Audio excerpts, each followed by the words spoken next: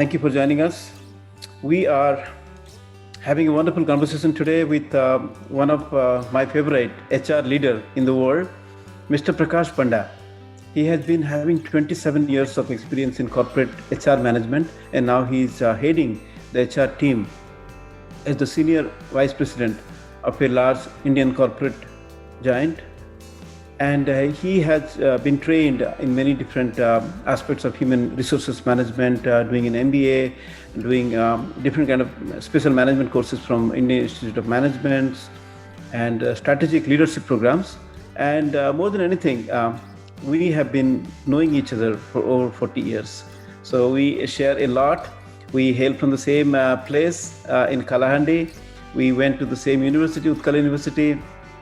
And then we've been talking about many aspects of how we can really help human beings or us in general with the combined knowledge of human resources management, the modern management science, the applied yoga and mindfulness, all these things together. So we'll talk about many different aspects of leadership, particularly the conscious leadership part. So welcome Prakash, how are you? Yeah, Namaskar. Thank you very much for giving this opportunity, and I'm sure it will be a very nice conversation and very interesting one. Thank you very much. Thank you very much. So to start with, you have taken a long journey basically, in the management, and you have been very consistent about maintaining a career, because a lot of times people jump from different lines. People study something and then they go in a different line. All the time, every 10 years, people change their career. But you've been very consistent in one particular field, and then you have rose very high positions in different MNCs. So just tell us a little bit about the journey in brief, why you choose human resources to start with, and how has it been so far?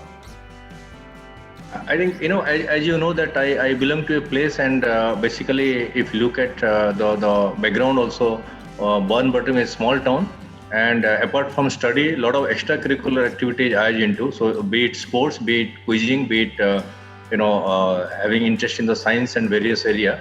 One more aspect was there that apart from the study, I have spent a lot of time in the farming activity, as we have around 30 acres of land, and also since we have a farmhouse, I was involved in a lot of the construction activities. So if you ask me, the basics of HR, I learned from my mother, who is not only my mother, also a mentor, a guide, and taught me the basics of HR, apart from the core values, apart from the work ethics. So it is basically the journey. If you look at from at least if I remember more than 4 decades now, it is basically a 12 to 14 hours a day continuous work, because I do enjoy, whether it is working in the supervising the farming activity, or whether it is study, or the extracurricular, or today in the corporate world. I think the passion is something which is the core of everything.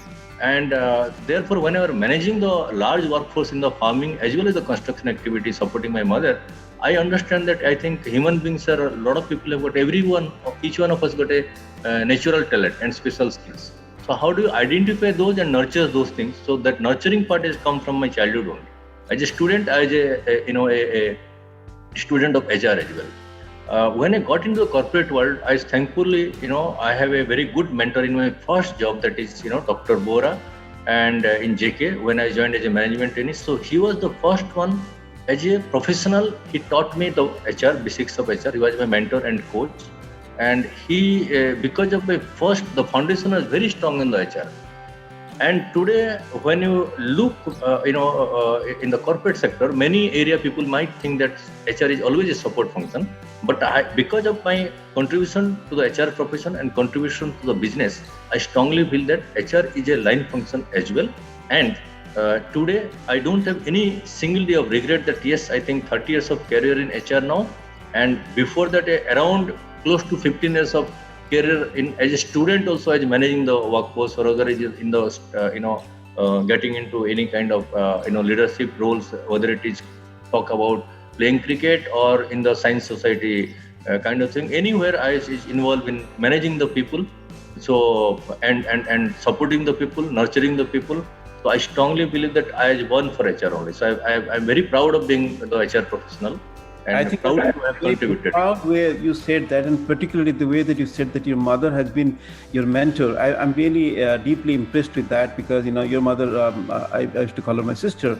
So I'm very unfortunate. Like we lost her very recently, and I think our condolence and our prayers for her. But I think this is the greatest homage that you're giving, that you are announcing to the world right now, that your mother was the first guru or a teacher, not only as a life teacher, but also in the field of management. Like we say that charity begins at home, but for you, not only charity, the management also begin at home. So you have learned from local farming, at like how you manage large number of people for doing different kind of work, and you started looking at like how the wisdom that takes place in managing people, in managing talent, in keeping up the good talent, and getting rid of the bad talent and stuff like that. There are so many things happens in our day-to-day life, and how you have taken that as a insightful learning from the very early childhood, and then pursued that relentlessly over a period of time, and that is very, very commendable.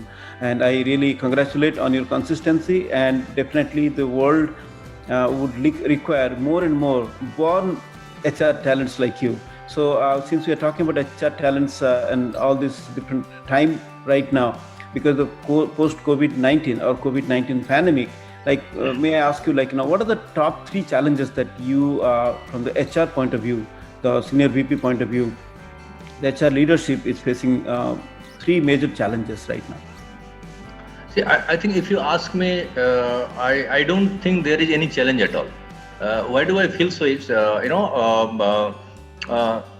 in case of this pandemic is a huge crisis, and last 100 years nobody would have seen this, and because of that there is no case study as to how to deal with such kind of pandemic.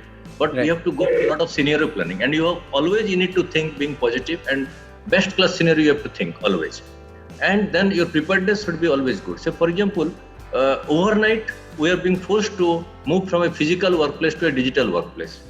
Because of the readiness level of my organizations or my team, I think we could able to do justice to the profession and to the organization. So last 6 months, we have been doing much better in terms of performance as compared to our physical workplace. Because in the digital workplace today, you don't have any distraction, no adabaji, no so-called office dynamics or politicking. So always it is performance only. At the same time, you are spending time at with your family also. So both the things together, maybe first time in our life we're expressing. However, if you look at challenges to the HR profession, yes, number one is obviously you have to look at. There are some people who are good at technology tech savvy, and they're people savvy, so those guys will continue to do well. People who are little less tech savvy, you have to give them a role wherein they can become either tech savvy or people savvy, and they can not only deliver the best in their own profession, own job function, but also they should get the best out of the team member.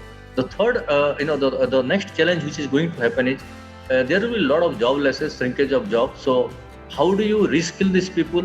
How do you make sure that every single person, because ultimately you are dealing with human being, so ultimately you need to ensure that how these people are redeployed, engaged, or even if they're outplaced, they have a job in hand, so that at least HR as a HR profession, I am not only contributing significantly to the development of the people, also to the enhancement of the business. So these are two things I believe that.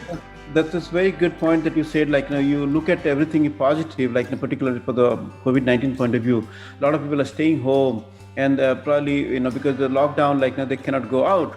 But there has been an upsurge in human consciousness also. A lot of people are saying that people have gotten time to reflect about the quality of life.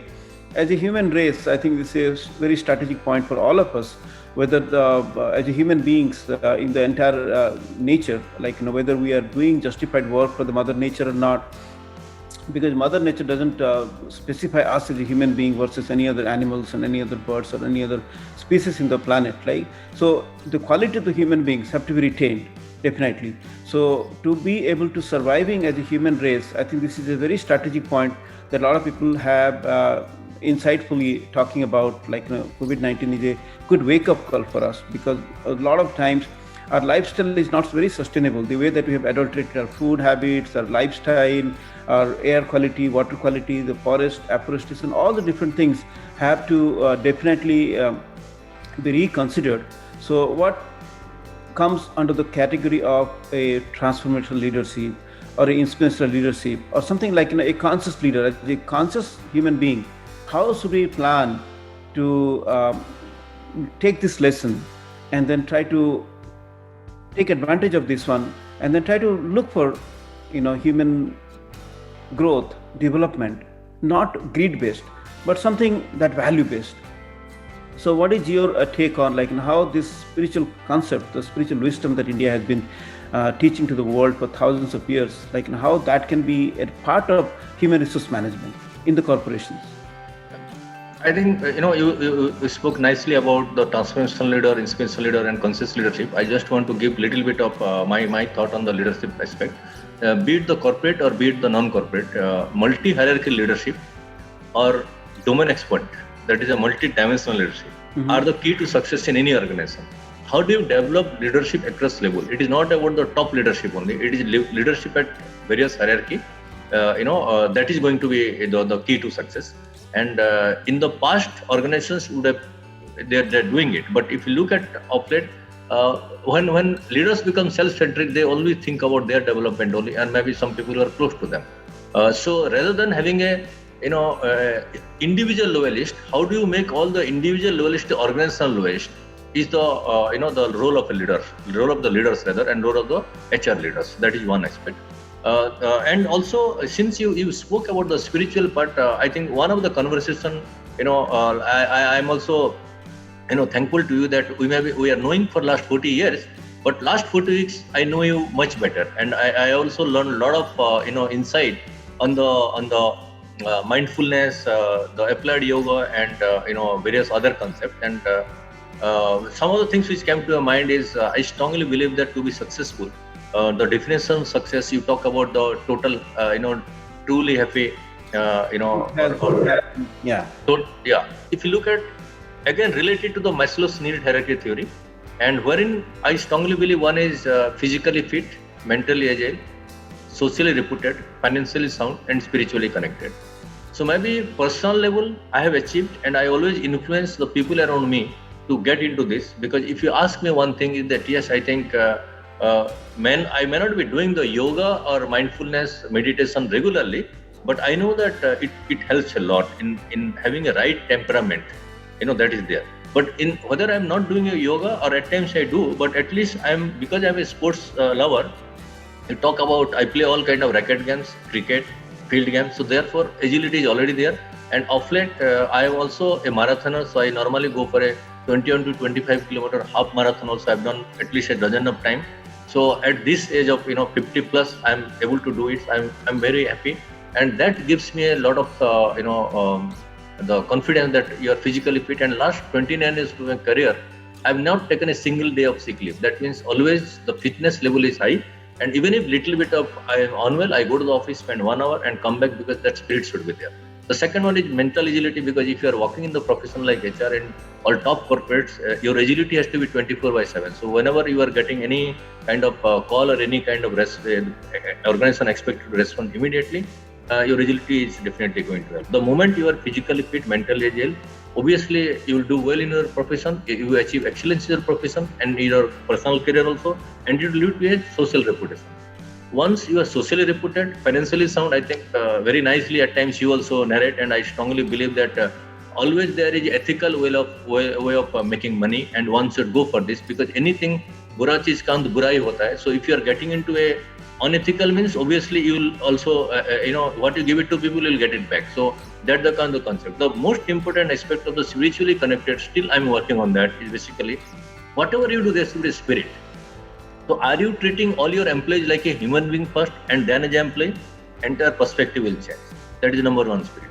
The second spirit is whatever I do, it is basically concern about the self and concern about the others. So it is not only highly collaboration, beyond collaboration is generative behavior, wherein your connectedness is very high and therefore your contribution is high. So that kind of spirit has to be there, not only for self but also for your team and also for the organization. So this area to have a consistency in the temperament, I think the spirituality will play a great role. I think that's a very profound way that you say it, like, how you see your staff, your colleagues, first as a human being, then as an employee. That's a very profound way of looking at things. And then also doing something, with ethical values, like not a greed-based economy, but something that is value-based, right? Because if you look at just the basic definition of happiness, like in the modern psychology, people are talking about happiness could be a factor of pleasure, happiness could be a factor of engagement, happiness also can be a factor of meaningfulness. So if you look at people who strive for happiness, which are more meaningful based, like which does something good for themselves, good for the family, good for the community, and good for the world at large, that happiness is long lasting, is not addictive, is not very shallow, much deeper, which is very much translated into our yogic wisdom. It's called dharma, artha, kama, and moksha. Like if you think about dharma, if you think about and moksha, if you try to achieve happiness, or moksha is like a ultimate success of any company also, right? So that moksha could be achieved through dharma, like what is the right thing that you should do, the path of truth and righteousness, right? Based on the knowledge that you have been given, based on the skills that you have built up, not for the pleasure. But if you do pursue those kind of happiness, those kind of success, in true sense of human resources management, human resources development, giving them the right respect, whatever due to them. And when you have an overall complete development of the human resources in your organization, looking at their well-being, people well-being we call it, then obviously the company will become very successful. And that success will definitely get also more pleasure and happiness of a higher order. So I think that is a very profound lesson that we are talking about right now, how we can really blend the modern management concepts and the ancient wisdom together. That is why probably we thought about a project which is still in the pipeline. It's called Hridayam, like human resources inner development with applied yoga and mindfulness. And you are taking a key role in creating a structure for that. And then I personally feel that there is a stronger need for all the HR leaders to see where exactly these two things can merge, the spirituality, technology, and human management, modern way, and how we can really take it to the next level. So what are your thoughts? Because you might have gotten some time in this COVID-19 time to reflect on these values. And what is your next course of action? That how would you like to see yourself contributing back to the world in another 10 years' time? Yeah, I think I'll put it in this way that I think the rhythm concept is a very nice concept. And if you look at, I spent around 29 years of my career now in HR, and I feel that this is just an interval. So it is not 10 years from now, it is 29 years from now again. So what I need to do as my second innings. So I think Rhythm is a concept wherein I believe that, yes, I think if you are looking at you are expert in the applied yoga and mindfulness, meditation, all this aspect, and I got a tons of experience in the managing the human resources aspect and a lot of developmental initiative that I have done, because I strongly believe that I don't give up on people. Every single person has got some natural talent. How do you get the best out of them? How do you give how do you look at a cultural fit, role fit, skill fit, so that every single person are there to contribute, be it a workman or be it a very junior most level of the person. So Rhythm concept is going to definitely will be a very, very differential aspect wherein we are looking at how do you engage more and more people, and how do you get the best out of them. How do you make sure that their mental agility very high, they are using the minds some extra percentage, so that they are contributing significantly not only their personal growth but also for the the growth of the family, growth of the organization. So together, I think this concept is going to be a excellent aspect. And apart from this, I think my apart from working in the corporate for 20 years, I think next journey should be a kind of a social entrepreneur, wherein we are born brought up in a society, and it has given a lot to us. It is the time to also give it back to the society. And now I'm restricted to only a corporate sector, but maybe in the time to come, Rhythm concept or through various other interventions, I'll reach out to the people, especially from the people of Orissa, as well as my own district of Kalahandi, where I can support people help people to do better in their career and better in the whatever profession they are doing. And especially like charity begins at home, how do you make sure that your extended family members also benefited out of our experiences? That is also next aspect. I think this is also another point that I would like to mention about it, like helping other people, helping the extended family member, because yoga strongly believes something called Vasudhaiva Kutumbakam. The whole world is one family, and if you look at the origin of human beings, if you believe in the human beings came from human beings, of course there could be one mother, ultimately, from who we all came. So there is always a lineage of. We also share the same consciousness, we share the same air that we breathe. There is so much of commonness about human beings. So definitely, if you go out of the way to help people out, it's a great way of that you become more happy. And in this context, I would like to name one of the common source of inspiration that we both share is Dr. Daitari Panda. Like, he is no more right now with us. Many long ago, he left his body. But I think, truly speaking, like, and I still remember the way that Dr. Daitari Panda, my brother-in-law, used to inspire us how to give it back to the world. Like, his heart was always open to look for somebody, an opportunity from Kalahandi, like, to bring them to Bhubaneswar or to anywhere. Like, his heart was always open to help people. I think that has been a great spirit that I was deeply inspired in my early age of my career, early age of my education, actually. I would like to dedicate this conversation to him. And it has been a great journey so far. And we have been meeting a lot of people, like, and all your friends are coming up together. Right now we are talking about, I think it's a great transformation time that's happening. And then definitely we'll have a lot of things to achieve together. And friends, so it has been a very short conversation. Of course, we'll have many more conversations. Prakash has got a lot of talent, a lot of aspirations, a lot of ambition, and a lot of energy, a lot of agility. And he has got a long way to go. As he said, this is just the interval.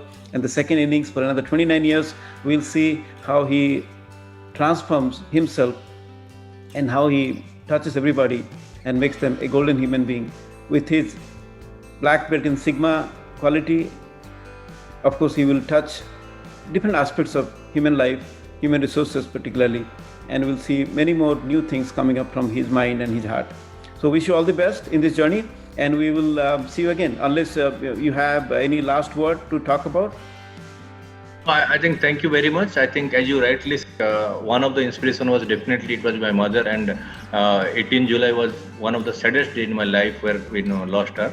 At the same time, Uncle Dr. Daitari Panda, at the age of 38, whatever age it is, many of us could not have dreamed of achieving those things. So obviously he had been an inspiration, and a lot of things, a lot of learning has, so it is a tribute to both my mother as well as Dr. Daitari Panda. This conversation, thank you very much, and we have a common linkage to both. So thank you very much, Guru Manoj Joshi. Thank you very much. I'll see you again and have a great time. Take care of yourself. Namaste.